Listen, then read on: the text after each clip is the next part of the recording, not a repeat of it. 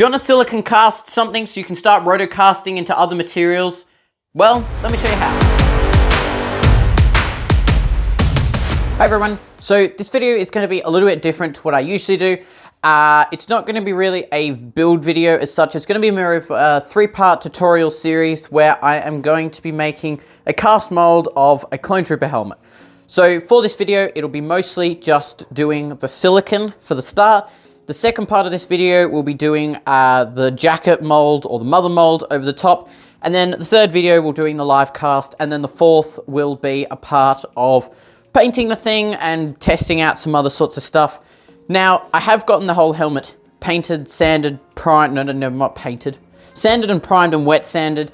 If you are interested in that whole side of what I do, I have a video tutorial on how I do all my sanding for parts and props and helmets and stuff, which I actually do use this clone trooper helmet as the example because there's so much detail in these clone trooper helmets. They are the biggest pain in the butt to sand, and that's why I'm doing the live cast of it. So with the helmet, we've got some Tensil. This is just some fast drying silicone by Barnes here in Australia. The other thing you can use is silicone, smooth on silicone cast something. I can't remember the name, but it's all the same sort of stuff. But in my case, I'm just going to be using this. But if you do have access to some of the smooth on range, definitely go with that sort of stuff. So to start with, I'm just going to be using a really cheap paintbrush.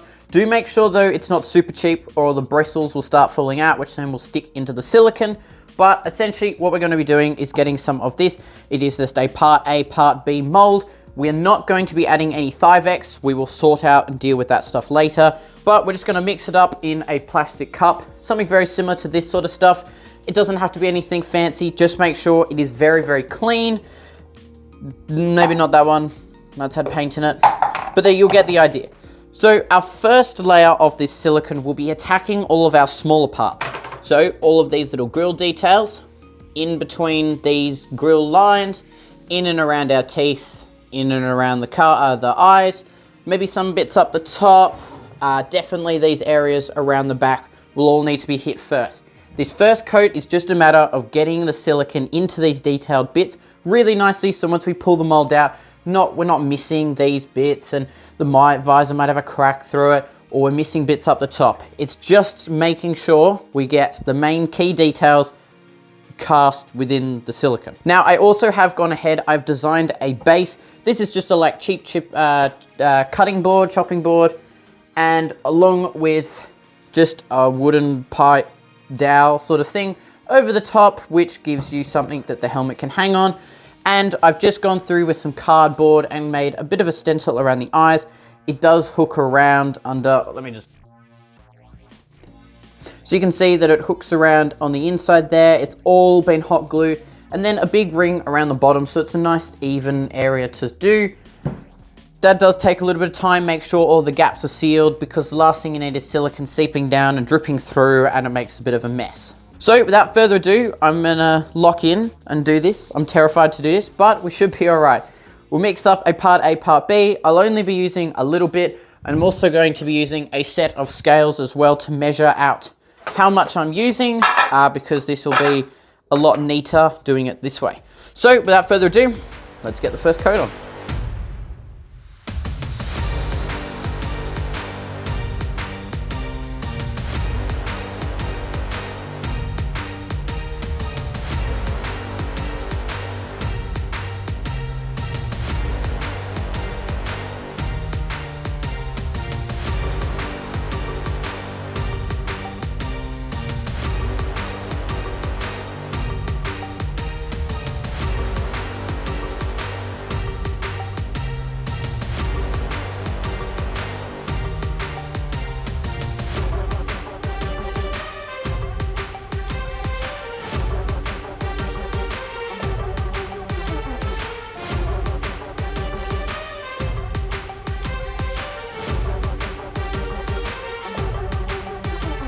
Alright, so as you can see, layer 1 of the silicone is now dried, and it looks really, really good so far. So I targeted all of the smaller spots, all under the teeth, round the ears, round the back, round the top, and then I had a little bit of extra, so I just did some light coats over the entire helmet. So now for layer 2, I'm just gonna be doing the exact same thing. I'm gonna be going through with part A, part B, making up 100 grams, 50 grams of each, so part A and part B, and then just hitting all the same spots. We're gonna be trying to fill the rest of these smaller details, fill around the ears, fill around the back, fill around the other ears, fill around the face and the teeth and the base. Then any extra, we'll just put over the top and target those spots again. I did leave mine to dry for about, I think, 15 hours or so, just because I had other stuff on that day. Then I just kind of left it. But I'm gonna try to aim to do some today, might do some tomorrow, then the next day, then the next day. I'm not in really too much rush in getting this thing done.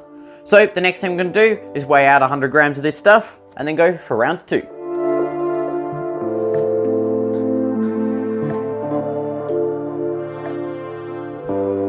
Okay, so it is now time to do the next round of silicone. It has been a little time since I've done it, but silicone doesn't really matter in that way because it's just going to adhere to anything. So the second thing I have got is now some of this. This is some blue silicone pigment. I just went with blue because I knew it would be a good contrast. I do have some other colors as well. This is the Barnes pigment, the same as this. It doesn't matter at all what color you use, but I just need to be able to see a different reference color to the clear because I'm starting to not be able to see what's been filled and what has. So we're gonna now go and just add a little bit of pigment into the silicone, mix it up and do a second coat on that. And we're gonna also make some key molds. Now for the key molds, I'm just going to be using these. The other thing you can use are some plastic egg crates, carton thingamajigs. These were off some chocolates. I just see that there's lots of grooves, which is gonna be really perfect for keys. So I'm just gonna fill a couple of these with some silicone, test them out and see what happens. So now on to the next coat. Okay, so the third layer of silicone is now on. As you can see, it's a really big blob of blue, but what this is allowing us to do is now actually see where we've attacked the spots, which is a lot better than that clear. Now, the next step that we need to go through and do is add some of this. This is Thivex or silicone thickener. So you just add this about 5% to the normal ratio. So I'm just gonna do another 100 ml of silicone, then add 5 ml of Thivex. What this is gonna allow us to do is fill in these sorts of deeper channels, a little bit like this, just around in the mouth. You can see that a lot of the silicone will run and then sit here and dry. What our goal is going to be doing is filling that so it's one big solid piece.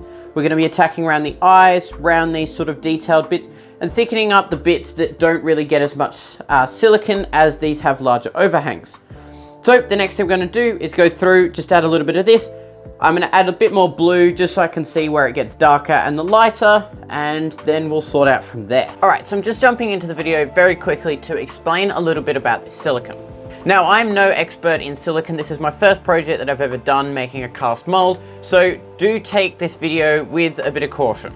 Now, I have gotten a lot of help. I've done a lot of research and figured out what products to use and how everything sort of assembles and how everything works. So for the first 1 to 2 to 3 coats, you want that silicone to be runny. Do not add any Thivex, don't thicken it. We want to be capturing as much of the detail as possible. So that's including those little detail tally marks on the cheeks, around the ears, around the back, and a bit of the mohawk and around that visor. All of those sharper edges where you want to capture all the detail is what you want to be focusing on those first 1 to 2 coats. Around the 4th coat of silicone, you want to start adding some Thivex. That Thivex you can add into the details again, around the ears and around the back, and starting to make everything a bit more smoothed and laid out. So that the tally marks, you want them the same height as the print itself, so that it looks like those lines have been filled in entirely. Same with the ears and the back. You also want to start attacking around the mohawk piece and around into the cheeks where there's those harder edges. When we start to remove the silicone molds once we've done the cast, that you don't want those areas to rip. You want them to be nice and structurally sound, meaning we cap. And then from there on, you want to start making some keys. So I'll talk about them in a little bit, but you want to just try and find something like an egg crate sort of thing, A lot of people will find them in like plastic egg crates, but here in Australia we don't have that, unfortunately. So I've just found some like chocolate box molds and just poured some into there. They may be a little bit small, but I might double up on them, make them a little bit thicker and that sort of stuff.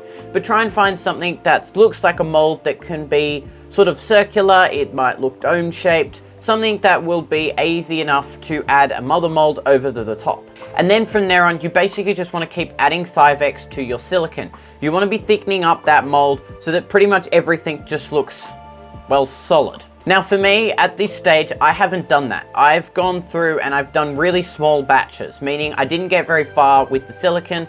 So from now on, I need to make sure I do bigger pots of this stuff. So maybe doing a 500 ml mixture instead of a 100.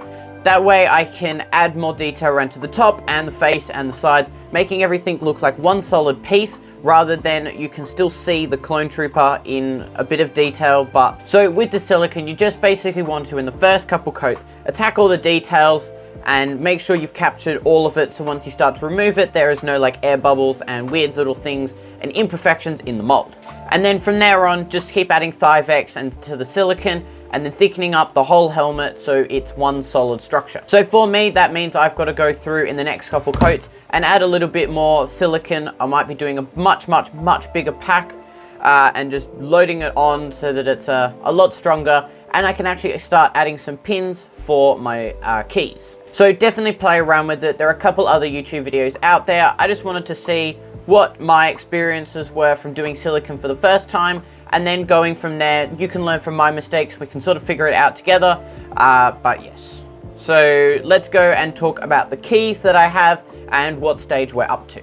Okay, so we've just added another layer of silicone over the top. This is the main one I was saying with the very large amount of volume. I used a lot more of the silicone. I even got a much bigger jug over the small little plastic cups that I was using.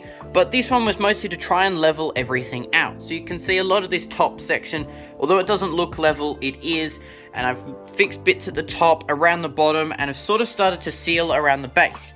Now, yes, it's made a lot of mess. I've managed to fill a lot of other silicone things as well at the same time, but that's mostly what that coat was about, is there was no Thivex in this one. It was trying to level thing out so we can start adding our keys. So these are the keys right here. They've sort of got a little bit of, that's a terrible one to explain on. So this is the key here. You can see it's got some tiny little ridges on it and a nice flat base.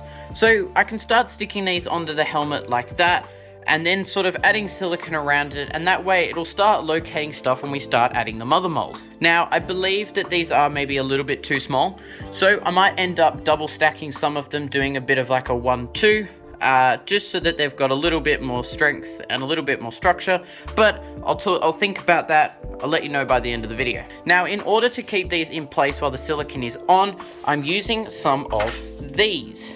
These were called short white pins. Couldn't tell you why they're called that, because they don't look like it, but they're sort of a very small, thin pin that you just can push through the silicone, like so, yeah, and then stick it into this body of silicone. This way we can now attach the keys, and once the silicone is on, they won't shift and move out of place. So I'll probably be locating some around the front, around the top, around the back, and sort of in those larger areas where I can afford to put some. And then we're just going to put some more silicone around the edges of these to sort of seal them into the whole model. So I'm not very much of an expert still on doing this silicone, but I'm showing you what I've done in my strengths and weaknesses that you can sort of learn from mine, take some more for more experienced people with silicone, and then sort of going in that sort of general direction. So the next coat that I will do will be adding the keys in and then some silicone over the top. So that is pretty much it for the video. So as you can see, all of the keys are onto the mold, and well, it's pretty much finished. I want to maybe add another couple layers of silicone over the top just because I want to like thicken this thing up, but this thing is already substantially heavier. And we've also managed to do a fairly decent job, I'd say, for my first ever go. We've managed to capture a lot of the detail. Obviously, we can't tell until we're, well, done, but based off the silicone mold, like dribble bits down here, everything seems pretty strong, cured really well, so I'm really happy with that outcome. So like I said, this isn't a video to follow step by step. Maybe it is if you've actually learned something. I don't know if I have, to be honest. But that's pretty much the steps and processes I've gone through in making this Clone Trooper helmet. So thank you so much for watching this video, everybody. I will see you all next week, where we're going to be doing a Doomslayer helmet thanks to Joe Props 3D, which will be a lot of fun. We're going through some new weathering techniques that I've never done before with some rub and buff and some wood filler. So definitely stay tuned for that one. So thank you so much for watching this video, everyone, and have a good day.